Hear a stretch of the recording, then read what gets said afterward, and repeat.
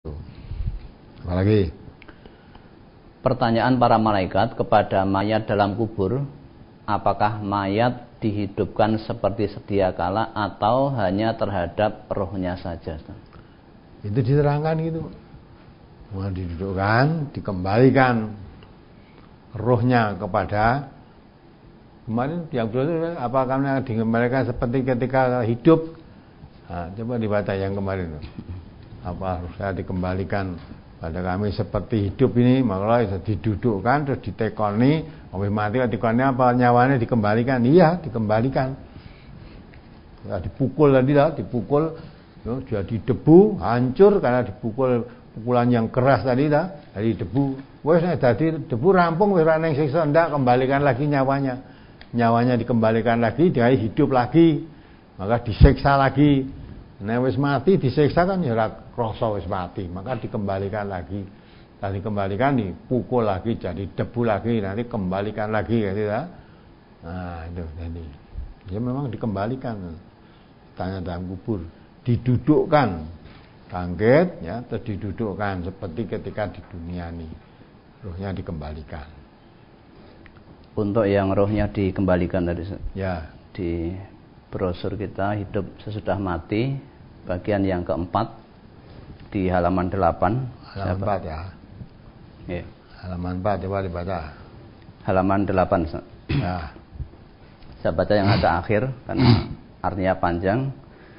Beliau bersabda, mayat orang kafir itu lalu dipukul dengan pemukul tersebut hingga suaranya terdengar oleh semua makhluk dari ujung timur hingga ujung barat, kecuali jin dan manusia, hingga ia menjadi debu. Beliau meneruskan sabdanya, setelah itu rohnya dikembalikan lagi. Ya, dikembalikan lagi supaya bisa merasakan sakit. Kalau sudah jadi debu, ya, enggak dikembalikan rohnya kan sudah mati, dah enggak bisa rasakan siksa. Maka rohnya dikembalikan lagi, terus dipukul lagi. Di neraka ya begitu, bakar sampai kulitnya hancur pur, ditumbuhkan kulit yang baru. Nah, maksudnya apa? Bahwa sakitnya itu terus abadi. Nah, kulit yang dibakar tadi sudah jadi abu, sudah mati kan wis ora ngrasake lara, maka tumbuhkan kulit yang baru.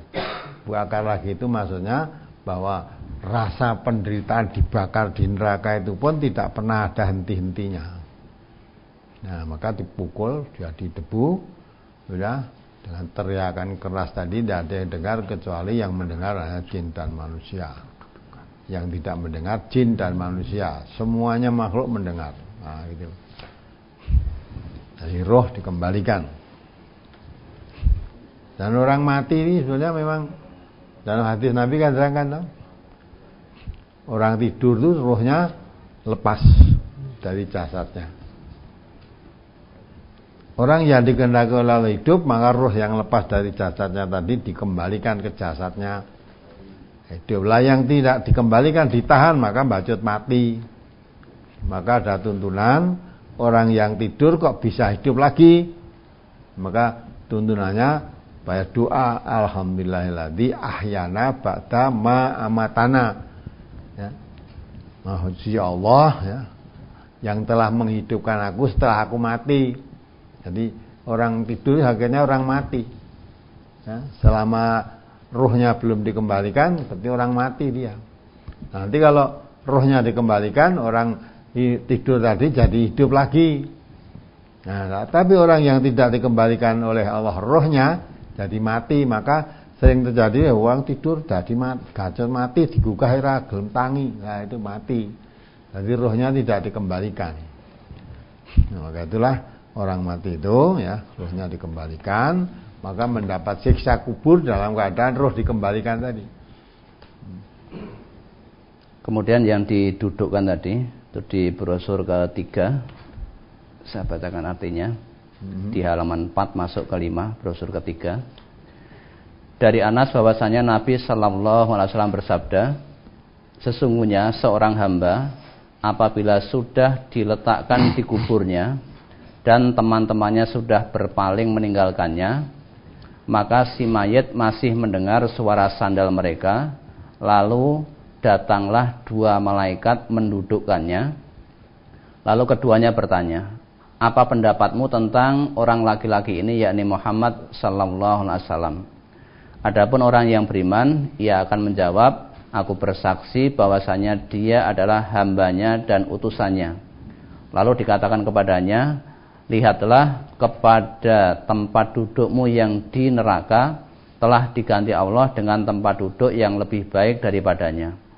Rasulullah bersabda, maka dia melihat keduanya, yakni surga dan neraka. Adapun orang yang kafir atau munafik, maka ditanyakan kepadanya, apa pendapatmu tentang orang laki-laki ini? Maka dia akan menjawab, aku tidak tahu. Aku mengatakannya seperti halnya orang-orang mengatakannya. Maka dikatakan kepadanya, kamu tidak tahu dan kamu tidak mau membaca. Kemudian ia dipukul dengan satu pukulan antara kedua telinganya, hingga ia berteriak dengan teriakan yang didengar oleh apa saja yang di sekelilingnya selain jin dan manusia. Ini dah. Yang mati itu malaikat ketika yang layak belum jauh pun dari yang kubur tadi, malaikat bangun mendudukkannya. Orang mati tadi didudukkan, ruhnya dikembalikan kepada yang mati tadi. Terus ditanya tadi, ya, ditanya, pertanyaannya itu tadi, ma kunta taqulu fi hadzal rajul Muhammad sallallahu alaihi wasallam. Nah, itu. Kamu tahu ya, ini Muhammad Rasulullah ini ditunjukkan nih, kamu tahu siapa laki-laki ini. Nah, kalau orang yang beriman tahu ini hamba Allah dan utusannya itu. Nah, kalau orang yang kafir tidak tahu itu siapa. Hanya saya mengatakan seperti kebanyakan orang mengatakan, jadi nggak tahu kalau itu Rasulullah. Jadi sebelum ditanya itu, ruhnya dikembalikan dulu, ditanya. Jadi dihidupkanlah, dia hidup lagi. Kemudian di hidup sesudah mati yang keempat di halaman 7, ini artinya yang agak di bawah. Beliau melanjutkan sabdanya, kemudian datang kepadanya wewangian surga, lalu kuburnya diluaskan sejauh mata memandang. Selanjutnya beliau bersabda, jika yang meninggal itu orang yang kafir, maka rohnya akan dikembalikan kepada jasadnya. Saat itu datanglah dua malaikat seraya mendudukkannya. Ya. Jadi rohnya dikembalikan, didudukkan supaya hidup lagi untuk menjawab pertanyaan-pertanyaan dari dua malaikat tadi. Walaupun pertanyaannya sama. Ditanya siapa Tuhanmu, orang kafir ya ditanya siapa Tuhanmu. Ya, apa agamamu, sama orang kafir ya ditanya. Siapa laki-laki ini, itu aja Nabi Muhammad maksudnya. Pertanyaan orang kepada orang kafir ya sama. Tapi kalau orang yang beriman dikembalikan ruhnya ke jasadnya tadi, jadi hidup, dia tanya semua pertanyaan bisa menjawab. Nah, kalau orang kafir ditanya jangan cuma la adri, saya tidak tahu. Cuma tidak tahu lah itulah. Ruhnya dikembalikan. Maka kalau orang yang bisa menjawab pertanyaan-pertanyaan kubur dari malaikat tadi, ya, kuburnya diluaskan 70 hasta. Kuburnya dijembarkan. Diberi bebauan wangi-wangian dari surga. Diberi pakaian dari surga. Nah, kalau orang dijawab sebab tidak tahu, maka panggilkan, diambilkan pukul besi, malaikat dipukul, ya, jadi debu. Nah, jadi debu kan sudah mati, sudah berarti mau debu. Maka ruhnya dikembalikan lagi, hidup lagi. Tanya lagi, nggak bisa pukul lagi. Nah, gitulah. Jadi memang itu dikembalikan. Nah, itu bagaimana cara mengembalikannya, itu jangan kamu mikir ke sana. Allah bagi Allah tidak ada kesulitan, mudah sekali. Ya, maka itulah itu urusan gaib. Nah, dan kita mempercayai ya apa yang diterangkan, sebatas yang diterangkan itu aja. Ya? Nah, ternyata ada ingin kembali ke dunia, ada. Tadi hati-hati menerangkan. Tadi ketika ditunjukkan tempat duduknya di surga, diberikan harum-haruman punya di surga, diperintahkan tidur, dia teringat keluarganya. Minta izin pada malaikat, bolehkan saya kembali ke dunia, memberi kabar pada keluarga saya tentang keadaan saya begini. Malaikat, tidurlah kamu. Tidur. Artinya menunjukkan bahwa kalau kamu dari sini, apakah kamu keadaanmu nikmat atau sengsara, tidak bisa memberi kabar kepada yang hidup di dunia, itu nggak bisa. Ya, sudah bukan waktunya lagi, karena alamnya sudah terpisah. Alam dunia dan alam akhirat itu sudah berpisah. Alam kubur dengan alam dunia sudah berpisah. Ya, kalau sudah berpisah ini sudah tidak bisa sambung menyambung, memang sudah mati. Ya. Walaupun sekarang teknologi canggih, musuh HP dan sebagainya, sudah tidak bisa. HP disambungkan dari kubur ke dunia itu tidak bisa, nggak ada jaringannya.